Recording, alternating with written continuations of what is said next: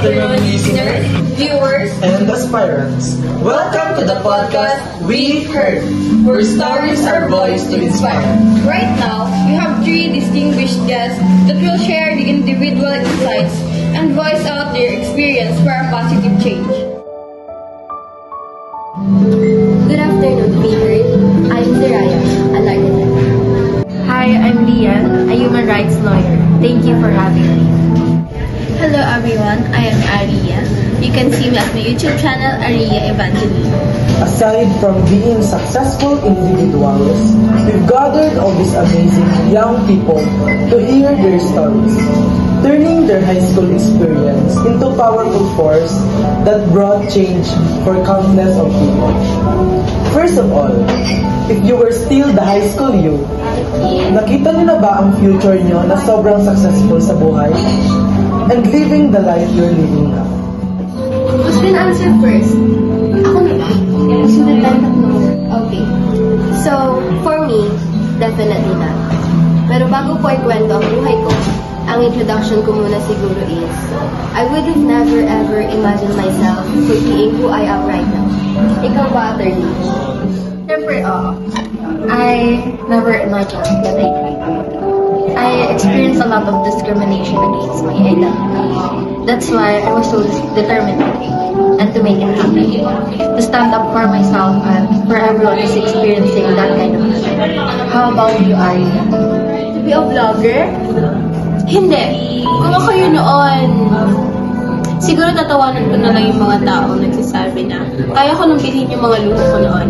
Because, you know, being admired by so many people and standing in front of this crowd, it's just a wow.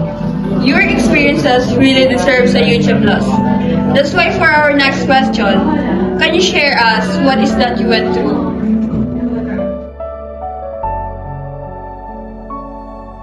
High school is hard and challenging. Kasi, alam mo yun, teachers, students, literally everyone expects na parang copy-paste ka.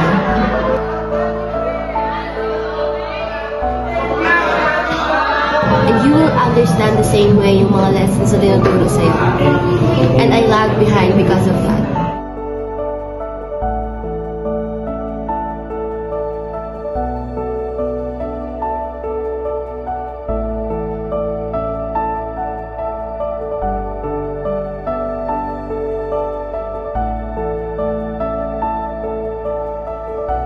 Ano ba? Kailangan ibang... Bagsak na naman mo Huwag mo nga pakalaman yan! Ay, wala naman yung bag. Katulad ng utak mo siguro, no? Ayan, ano ba? Hey! Ano ba? Yun na yun? Pag ka pa, bobo ka naman. Wala naman yung bag. Parang utak mo.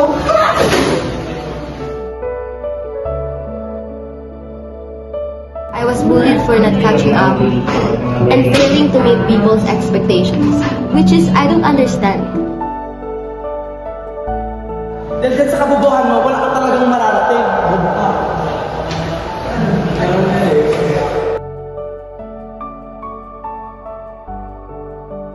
That's really tough.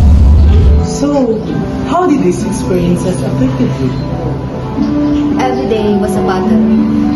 Not only against those hurtful words, pero sa sarili ko rin. You know, syempre, before others' mockery and thoughts, mapapansin mo ng una yan.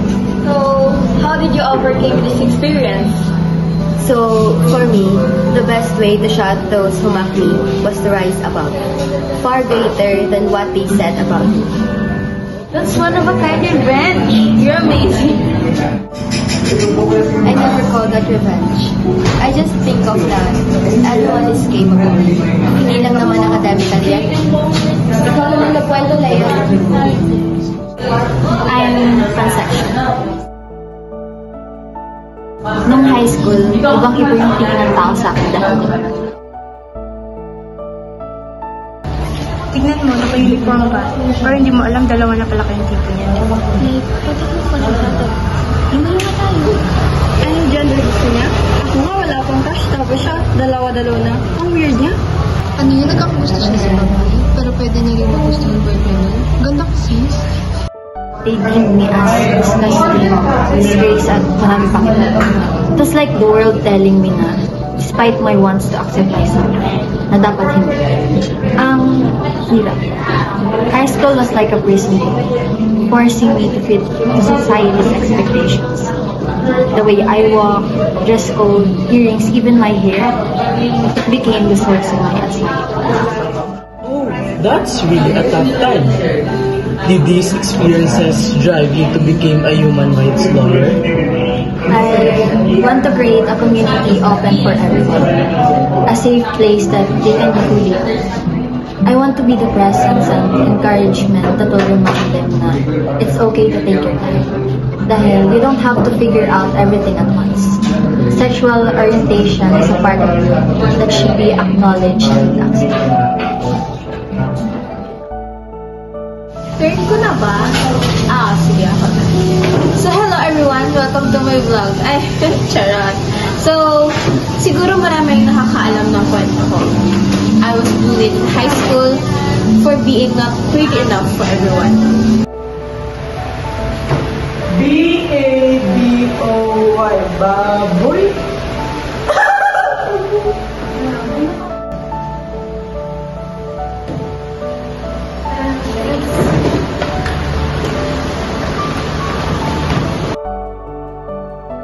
I was discriminated by my weight, the way I dress, the way I walk, lahat-lahat kasi hindi nga raw ako maganda. It was a devastating experience. Alam mo yung araw-araw kanilang aasarin, ibubuli, trippings, mga namings. Kasi nga, yun nga, parang hindi ka enough para sa kanila. Like, I tried to hide it. Sinubukan ko hindi kumain, para lang tanggapin nila ako. So, yun nga, hirap din makisabay sa mga tao na yun. So, yun yung naging buhay ko from high school. High school is hard, and students, even teachers are cruel. And now, you're a woman empowering people today. I'm sure your younger self is so proud of you. Thank you. Wala rin naman kasing bayad ng pagiging mabait, diba? So right now, I wish to say for all of you that you are worth it, na ang ganda-ganda mo, na hindi physical appearance mo ang mag-decide para sa mga mararating mo sa buhay. Thank you so much, Aria. And you're beautiful, ha? Both out and within yourself. For next, what did you all do to cope up with this? Sa akin, I turned my passion into dreams, and those dreams into realities. I made your imagination happen. I built myself para maging malayos ka. I thought words would never measure what is within, but I showed them what words are capable. What can you say about the environment in high school? I think it's best for every school to promote supports for everyone. Mentor students that through lows and highs, there should always be a peer relationship and community sharing. Inclusivity and diversity sa environment. I think sa high school pa lang, even sa elementary, we should embrace each of our differences. Siyempre, anti-bullying policies. We should foster an environment na natututo talaga yung estudyante, not just academically, but also morally. Thank you, everyone. Hangang-hanga talaga ako sa inyo. So, for your last messages towards our viewers, ano-ano yun? May mga gusto ba kayong sabihin inspirational words para sa kanila? Don't judge. Intelligence isn't always measured on how you ace academically. People should never discriminate based on test scores or given card on a given day. It's also the smartest in arts, an ear for empathy, and wisdom for a helping hand.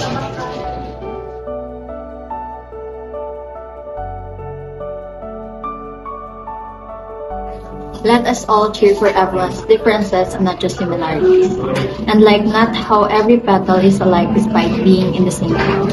Love blossoms in different shades and hues. What and who we are should never be a subject of laughter and mockery, because we all have our own color that makes our identity. Love is in all forms, and it should be what connects us, and never what divides us.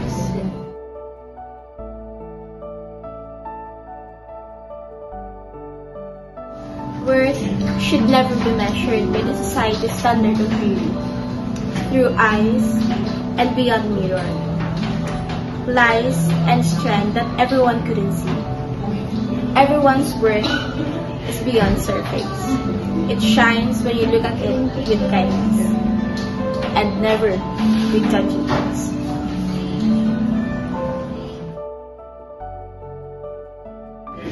Thank you, our distinguished guests, viewers, and listeners. I hope all of us gained an insight and know to discrimination and bullying. Next time, hear your stories and we will hear you.